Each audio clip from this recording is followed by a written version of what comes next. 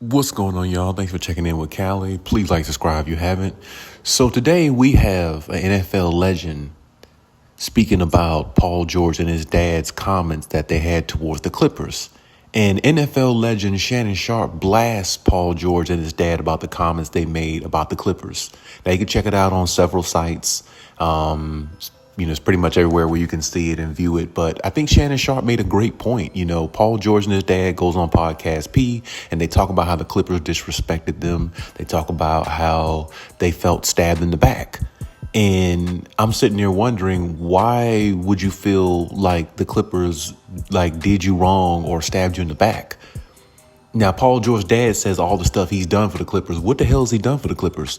They got to one Western Conference Finals really because of Kawhi Leonard and Terrence Mann. Nobody really wants to say it, but I'll go ahead and say it. Because the year they got to the Western Conference Finals, they played the Dallas Mavericks in the first round. A lot of people thought they were going to lose that series until Kawhi Leonard turned into Kawhi Leonard and pretty much sealed the deal with that series and ended it and showed everybody who was the best player on the floor.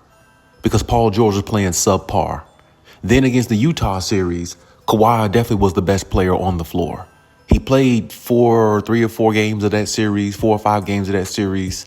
And after that, he got injured. And then Terrence Mann had a 39-point game in Game 6 to end it, so it wouldn't go a 7-game in that series. And Terrence Mann was the player of the game that game. He had the big night. If it wasn't for his 39 points, they wouldn't have won because Paul George was playing subpar, good to subpar once again. So, there's no guarantee they would have got out of that series if it wasn't for Kawhi playing most of it and Terrence Mann having that big 39-point outing that really kind of brought him out a little bit and really had it in a big moment in the playoffs, something that Paul George doesn't do too often. He had a big moment in the playoffs as a young player, which was very, very intriguing. And when they got to the Phoenix Suns, Paul George gagged 2 free throws back to back in a Game 6 that could have possibly sent it to Game 7 or sent it to another game where the Clippers might have tied that series or the series would have lasted longer. But the ball in his hands, on his shoulders, what did he do? He flopped. He came up short like he usually does in the playoffs. So, what has Paul George done? And when we talk about Paul George, I know his dad is going to side with his son, but he has no accolades. He hasn't won no MVPs. He hasn't won no championships. He hasn't won no MVP of the league. He hasn't won definitely not no finals MVP, not no defensive player of the year awards. Individually, he hasn't done anything to me either, I think, besides win a gold medal. But that's fine, but that's not really an accomplishment most players dream of actually accomplishing before they get to the NBA or when they get to the NBA. It's about winning championships. So, when we talk about his dad sticking up for his son, he's going to do that, but he's wrong. And first of all, like Shannon said, Shannon was saying that they gave up a lot for Paul George. They gave up a lot. They gave up Shea Gilgeous-Alexander. And when you look at SGA now, how good he is, if they would have kept him, man, who knows what the Clippers would be a finals contending type team.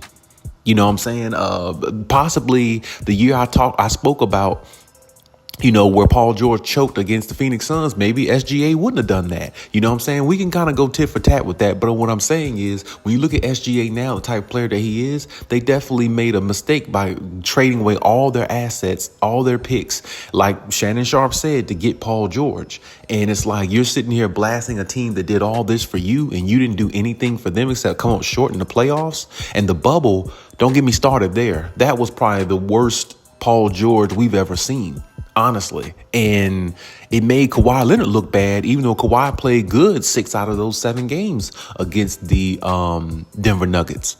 So, when you look at it from that standpoint, Kawhi took the blame, but Paul George was really the reason why they didn't go far. Honestly, he was. And then the years that Kawhi was hurt and then the in-between time that Paul George was hurt, that's other reasons why the Clippers didn't go far. But, he hasn't done anything for that organization in regards to, leading them anywhere. And he's had opportunities to lead them, like the one opportunity I said against the Phoenix Suns when they was in the conference finals. He had an opportunity to lead them and show that he's a 1B player or 1A, 1B type player. But he didn't do it. And that's what the Clippers were looking at. So they felt disrespected because Paul George, they were offering Paul George $30 a year.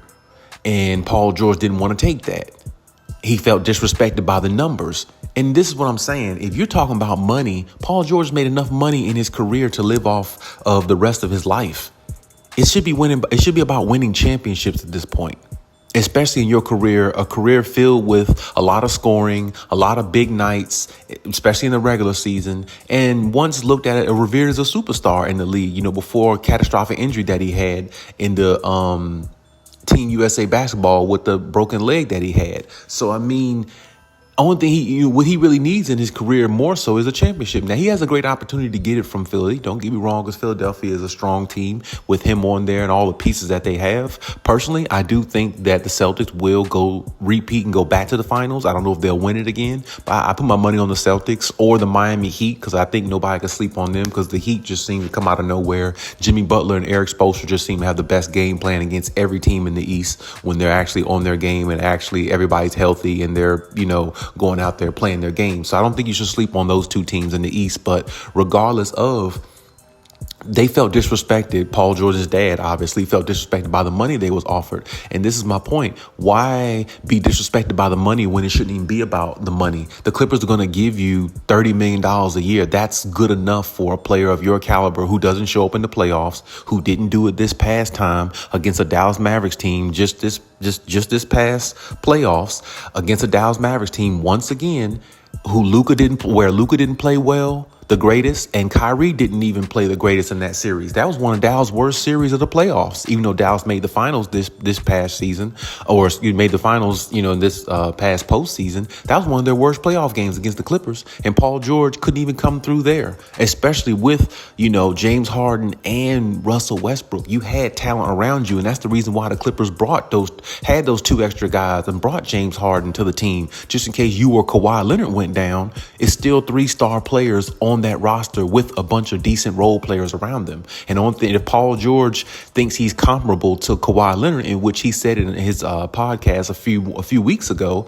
that they look at us the same. Obviously, the Clippers don't look at y'all the same, because you're not the same. You're not Kawhi Leonard. You'll never be that. You're never going to be that in a million years. Kawhi Leonard took the league over by storm years ago with his defense and couldn't even score. Players were questioning whether it was the system or whether it was really Kawhi. And Kawhi answered those questions by going to Toronto and winning a championship on his own. So my point is, when you look at the situation, the totality, you're sitting here looking at a player like Paul George thinking that he's on the same level as Kawhi, and he's not, because the Clippers didn't think it. That's the reason why they didn't offer you that type of money. And looking at you coming short and small in the playoffs, supposed to be like a number 2 type player, almost a 1B type player in some people's eyes, who sat there and told me Paul George is better than Kawhi Leonard, which obviously that was wrong all on its own. Obviously, because it's been wrong since day one, because who has more championships, who's more accomplished, and who's a top 75 player, and who isn't? You see what I'm talking about? So really, it's no debate between Kawhi and Paul George. It's no debate at all. So, I understand Paul George might be some people's GOAT, but that's the reason why he's some people's GOAT. He's not a lot of people's GOAT, because he hasn't done a damn thing to be close, nowhere near revered as a GOAT or even one of the greatest players ever. He's not even a top 75 player. So, that ought to tell you a lot right there. But my point is, overall, he did a lot of... He did some good things for the Clippers, he has some decent moments, but he didn't do a lot of great things for this team. I don't know about, they make it seem like he sacrificed a lot and he helped this team get to a finals or something like that and all these things. He didn't do none of those things. He showed up, he played, he was available a little bit more than Kawhi Leonard. If that's what they're going off of, that's fine. But availability is great. But if it doesn't result in anything, it doesn't mean nothing. So, it didn't result in any championships. It didn't result in them going any further. Every time Kawhi went down, the team went down, because Kawhi is the best player on the team. And that's just the way it is, regardless of what Paul George or his dad thinks. But like I said, he's in a better situation in his mind now in Philly, which, he has an opportunity to win a championship there too. Good for him, but good riddance at the same time, because all this talk is just a waste of time. And like I said, I agree with Shannon more than anything. You're sitting there throwing shade at a team who did everything to get you on this roster, to help this team win, trade away all their assets, trade away all their draft picks, everything to get you on here because Kawhi Leonard wanted you here. year. And for you to play like that in the bubble and in other big moment situations key situations where we saw you come short and play like playoff P like you usually do, that's utterly disrespectful to the Clippers, if you ask me. For all they traded him, for all they got rid of him or got rid of for to get him, like Shannon said, it's more disrespectful for you to disrespect a team who did all that for you and you done nothing for them except come up short and collect paychecks. I mean, that's just honestly what it is. So, I mean, it is what it is. There's no other way to look at it. And I think that Paul George and his dad, they need to really look at this situation from a little bit of a different aspect or a different light, because I think they're looking at it from the wrong aspect. But either way, it doesn't really matter. I just think that they're wasting time talking about the Clippers when he's in a different situation and the Clippers are in a different situation and the Clippers ain't thinking nothing about Paul George. It's funny how him and his dad are still mulling over them and the Clippers have moved on trying to find other ways to get better. Maybe they should do the same.